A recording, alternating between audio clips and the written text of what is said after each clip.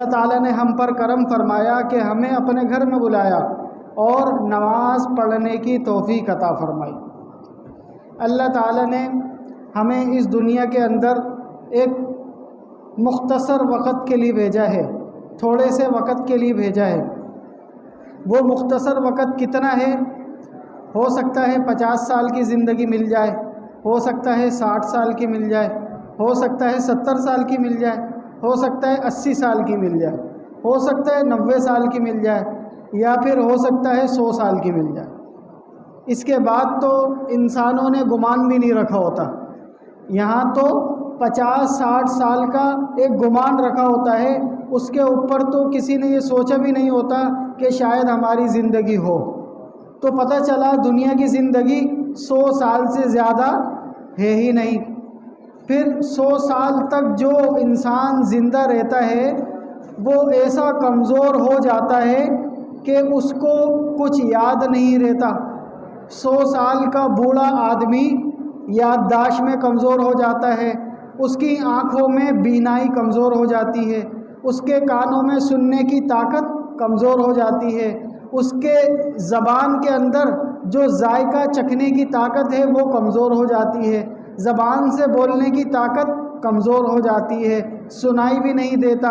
بولا بھی نہیں جاتا، دکھتا بھی نہیں ہے، ہاتھ پاؤں بھی کمزور ہو جاتے ہیں، چہرے پر بھی جھائیاں آ جاتی ہیں، پاؤں سے چلا نہیں جاتا، پاؤں میں تکلیف ہونا شروع ہو جاتی ہے، گھٹنوں میں تکلیف ہونا شروع ہو جاتی ہے، کمر میں تکلیف ہونا شروع ہو جاتی ہے۔ اب وہ جلدی سے بھاگ بھی نہیں سکتا، چل بھی نہیں سکتا، اب اس کو بیساکھی کی ضرورت پڑتی ہے، اب اس کو سہارے کی ضرورت پڑتی ہے، اب وہ رات میں اندھیرے میں نکل نہیں سکتا، ٹارچ کی ضرورت پڑتی ہے۔ تو پتہ چلا 100 سال کا بوڑھا آدمی محتاج ہو جاتا ہے،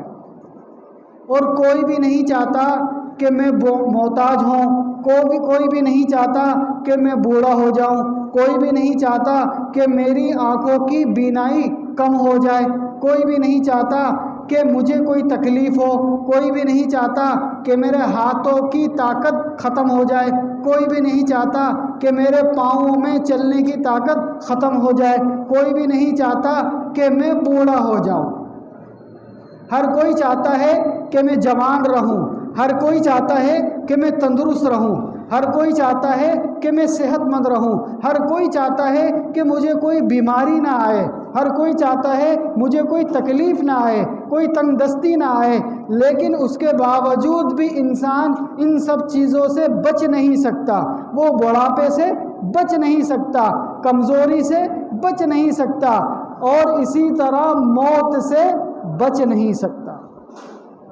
اسی باتوں کو سمجھانے کے لیے اللہ تعالیٰ نبیوں کو بھیجا کرتے تھے، انہی باتوں کو سمجھانے کے لیے اللہ پاک نبیوں کو بھیجا کرتے تھے کہ دنیا میں انسان یہ بھول گیا ہے کہ یہاں پر تھوڑے سے وقت کے لیے بھیجا ہے۔ انسان چاہتا ہے کہ میں ہمیشہ جوان رہوں، دنیا میں کوئی ہمیشہ جوان رہ نہیں سکتا، دنیا میں کوئی ہمیشہ جوان رہ نہیں سکتا۔ یہ ہمیشہ جوانی والی خواہش انسان کی اللہ پاک جنت میں پوری کریں گے۔ انسان چاہتا ہے کہ میں کبھی بوڑھا نہ ہوں، انسان چاہتا ہے کہ میں کبھی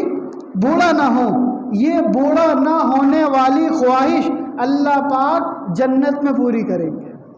انسان چاہتا ہے کہ میں کبھی بیمار نہ ہو جاؤں، یہ بیمار نہ ہونے والی خواہش اللہ پاک جنت میں پوری کریں گے۔ انسان چاہتا ہے کہ کبھی میرے دانت نہ ٹوٹیں،